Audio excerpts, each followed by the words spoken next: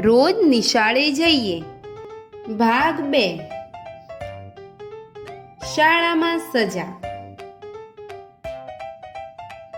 પહેલા વિડીયોમાં આપણે જોયું કે બાળકોને શાળાએ જવા માટે કયા કયા વાહનોનો ઉપયોગ કરવો પડે છે તેમજ કેવા રસ્તાઓમાં ચાલવું પડે છે.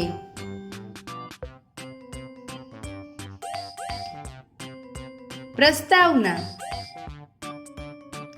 આજે આ વિડીયોમાં આપણે જાણીશું કે શાળામાં બાળકોને આપવામાં આવતી સજા એટલે કે પનિશમેન્ટ વિશે.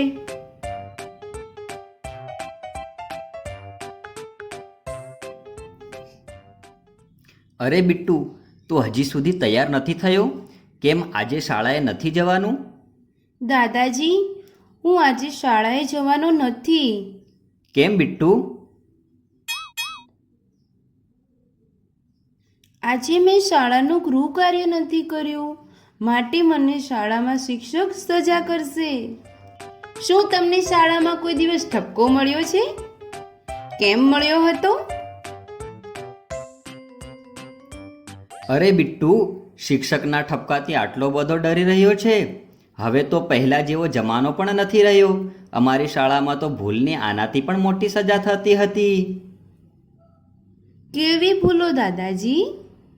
બિટ્ટુ, તને તો ખબર છે હું બાળપણમાં બળદગાડીમાં શાળાએ જતો હતો, જેના કારણે ક્યારેક હું શાળામાં મોડો પહોંચતો હતો. ખાસ કરીને વરસાદના સમયે. ત્યારે શાળામાં મને ખૂબ જ માર પડતો હતો.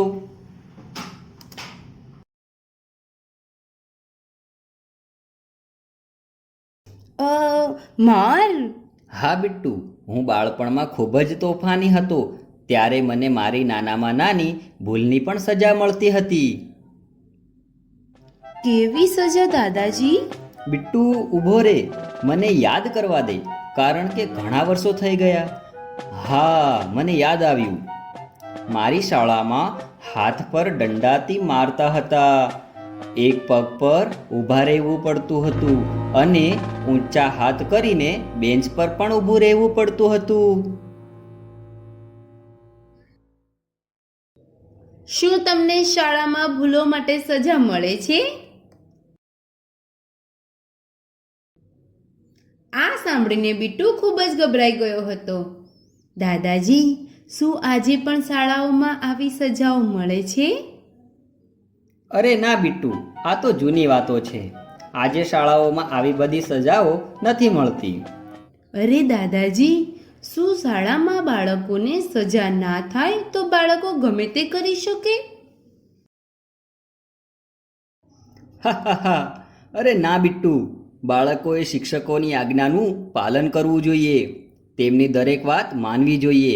ત્યારે તો તેમને યોગ્ય શિક્ષા મળશે. એ તો હું સમજ્યો. તો પણ જો હું ગૃહ કાર્ય કર્યા વગર શાળામાં જાઉં તો મને ઠપકો તો મળશે જ ને? પણ બિટ્ટુ, તે આજે ગૃહકાર્ય કેમ નથી કર્યું? દાદાજી, હું કાલે ક્રિકેટ મેચ જોઈ રહ્યો હતો તો... બિટ્ટુ, પહેલા હંમેશા તારે તારું ગૃહકાર્ય કરવું જોઈએ અને પછી જ મેચ જોવાની. હા, સમજી ગયો દાદાજી. હા બિટ્ટુ, કંઈ વાંધો નહીં. હજી તો તારે શાળામાં જવા માટે 1 કલાકની વાર છે. હું ગૃહકાર્ય કરવામાં તારી મદદ કરું છું. પણ તારે કયા વિષયમાં ગૃહકાર્ય બાકી છે?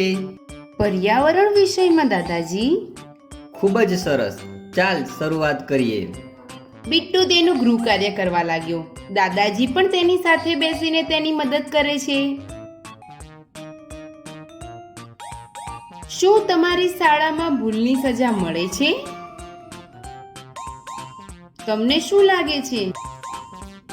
શું સજા આપવી ભૂલો સુધારવાની સાચી રીત છે? શું એવા નિયમ હોઈ શકે છે જેનાથી વગર સજાએ શાળામાં સુધારો થાય? વિચારો. સારાંશ. આજે આપણે આ વિડીયોમાં શાળામાં બાળકોને આપવામાં આવતી સજાઓ વિશે જાણ્યું.